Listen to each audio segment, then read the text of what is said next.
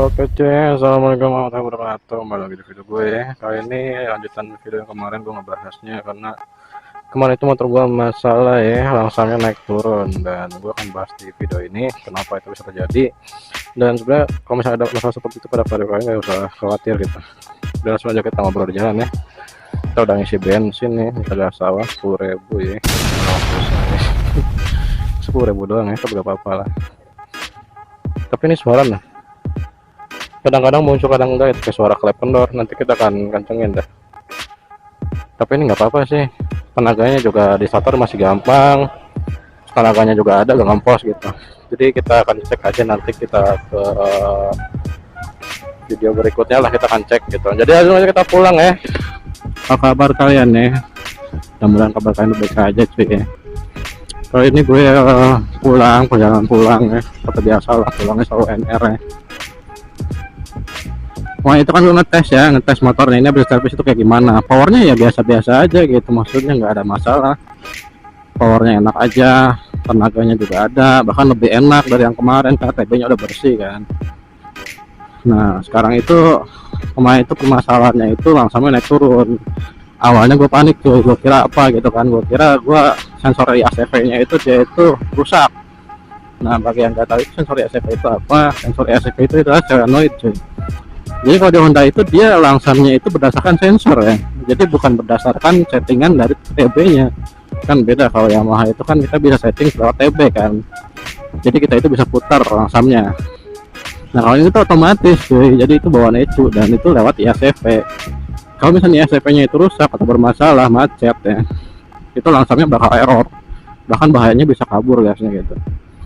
Nah itu yang gua rasain kemarin gitu. Nah setelah gua cek gua bongkar lagi malamnya, terus kemudian injektor segala macam gua bongkar lagi, gua servis lagi, dan ternyata sensor ECV nya masih berfungsi dengan baik gitu, dan gak macet alhamdulillahnya gitu.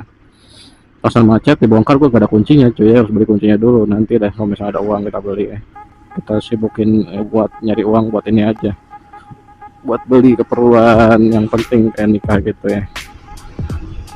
Jadi sisanya kita akan beli kunci nanti lah. Dan itu alhamdulillahnya gak kenapa-napa gitu, dan selama ini ya baik-baik aja.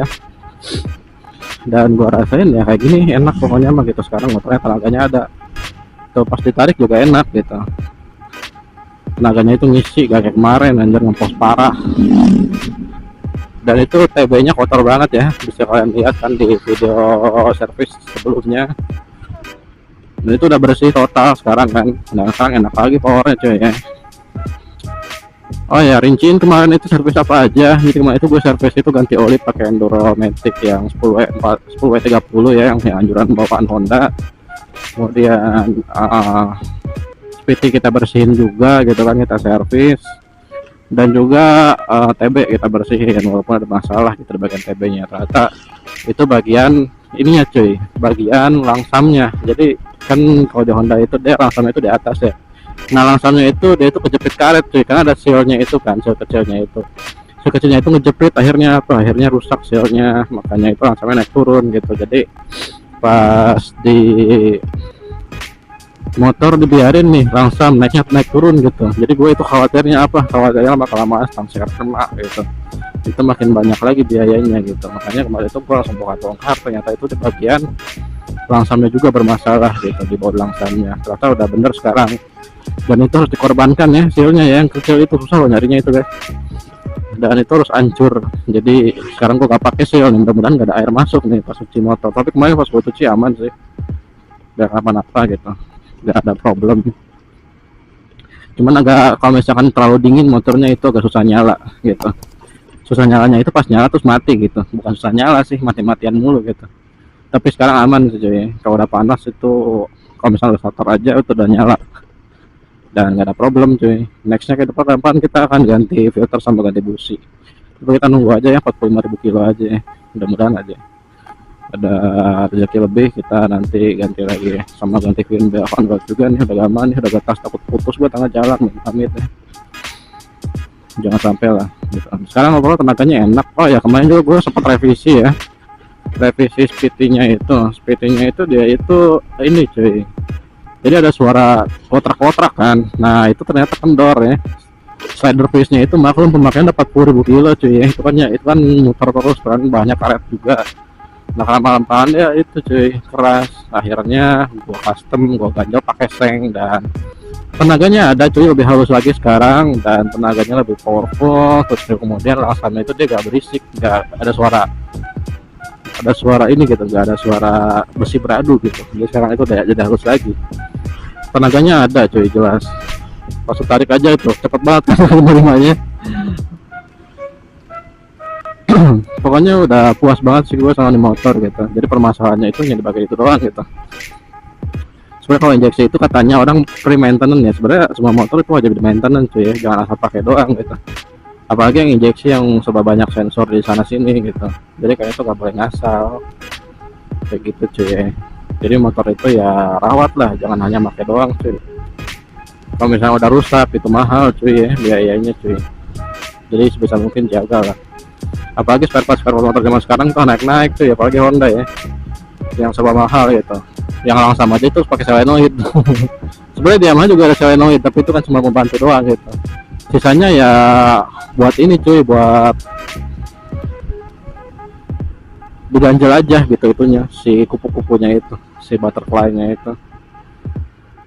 Nah itu lebih enak tuh kalau Yamaha. Tapi kalau Honda itu berdasarkan solenoid, dan kalau solenoidnya error atau TPS-nya error, wah ribet pokoknya cuy. Tapi aman-aman aja sih, gua udah servis TB beberapa kali juga. Kemarin juga sempat di videoin kan. Nah untuk periode servis TB itu berapa kilometer sekali bang? Servis TB itu bisa dibilang kilometernya itu kan itu di atas 10.000 cuy ya. Karena kalau di bawah 10.000 itu lama kelamaan TBK dibuka, sensornya dibuka, itu malah justru multi error, cepat error. Apalagi sensor TPS yang itu memang dibilang sensor sensitif ya. Jadi itu kalau misalnya udah error itu gak bisa sembarangan masangnya cuy, harus di scan lagi pakai komputer.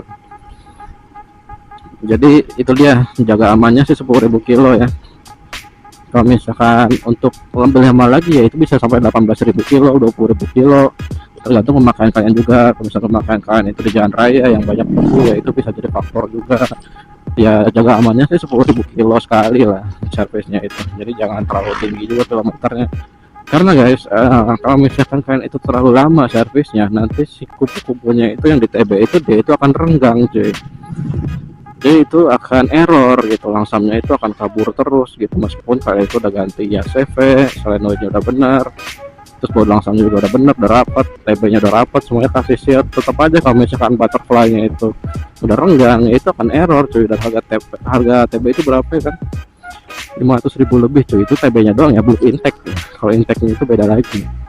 Bahkan kalau misalnya TPS itu harus disetting lagi cuy, nggak bisa sembarang langsung pakai jog gitu, enggak, harus disetting lagi.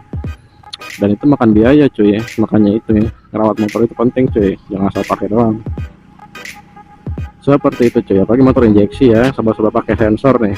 Untung nih gak ada malfunction sih selama ini. 40.000 kilo mana-mana aja, cuman ini aki udah turun nih, itu udah 14, karena udah 13,5 gitu, 13,9.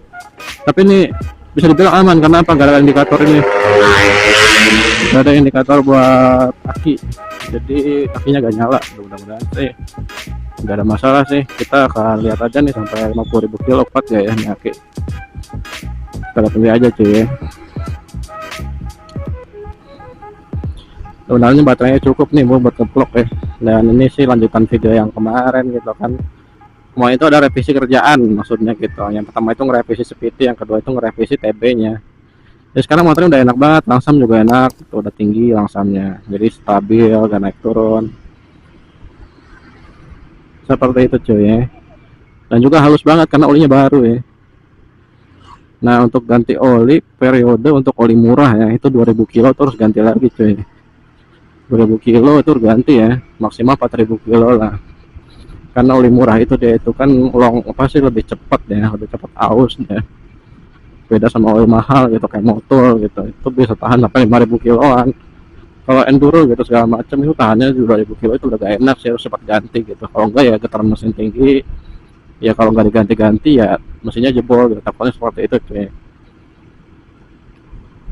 Oke cuy ya, videonya cukup sekian aja nih. Sekian curhatan dari gua malam ini kan, revision kerjaan kemarin. Sekarang motor gua udah normal lagi cuy, udah enak. digas juga gak ada malfunction, gak ngempos lagi ya. Kita berjumpa lagi di video berikutnya cuy ya. Assalamualaikum warahmatullahi wabarakatuh. Udah cuy.